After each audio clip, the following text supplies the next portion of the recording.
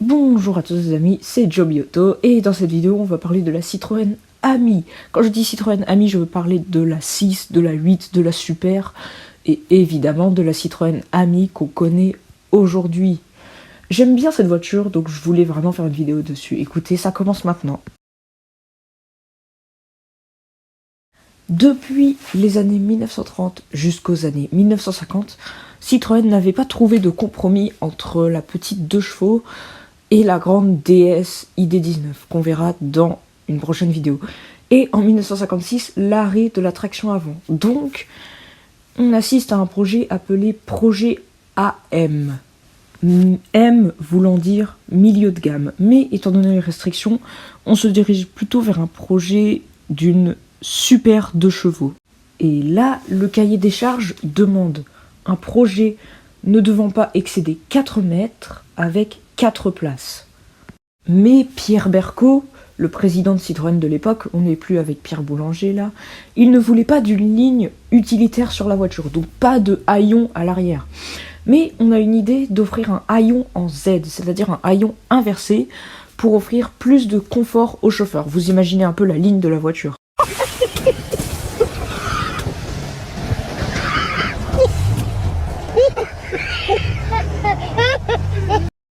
On travaille donc sur ce projet AM, et le moteur bicylindre de 425 cm3 de la 2 chevaux n'étant pas assez puissant pour la voiture, on décide de lui incorporer un moteur de 602 m3 de 3 chevaux. C'est pour ça qu'un des surnoms de l'Ami 6 c'est la 3 chevaux.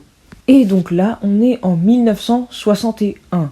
Et enfin, au Salon de Paris, on annonce la nouvelle Ami 6 qui vient s'incorporer entre la 2 chevaux et la DS. Vous imaginez la réaction des gens?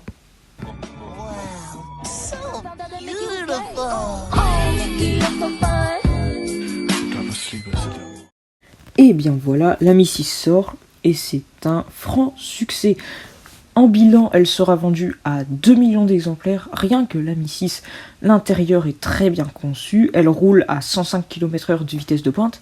Et on a même créé l'Ami 6 Club, un break Ami 6 qui est très bien, mais qui ressemble beaucoup à l'Ami 8. C'est ce qu'on va voir maintenant, on passe à l'Ami 8. Bon, 1969, c'est la fin de l'Ami 6. Elle est remplacée par sa petite sœur, l'Ami 8. On distingue quelques changements sur l'Ami 8, notamment sur la calandre, et là en photo vous pouvez voir c'est l'Ami 8 berline. Contrairement à l'Ami 6, elle n'a plus cette forme en Z à l'arrière, on a abandonné cette forme, mais elle ne bénéficie pas pour autant d'un haillon arrière. Tout comme l'Ami 6, elle existe en version club, ce qui ne diffère pas totalement de sa version berline, et elle est équipée du même moteur. C'est en quelque sorte une version un petit peu améliorée de l'Ami 6. Enfin, niveau carrosserie, c'est là qu'il y a vraiment la différence. Je survole vraiment l'Ami 8, mais là, on va passer un tout petit peu sur l'Ami Super. Ah, et j'ai oublié de dire que l'Ami 8 s'était vendu à 755 000 exemplaires. On n'est pas loin du million, donc c'est vraiment bien. L'Ami Super arrive en 1973, et si on regarde bien la photo, à part ces quelques 3 petites différences que j'ai notées, elle ressemble en tout point à l'Ami 8.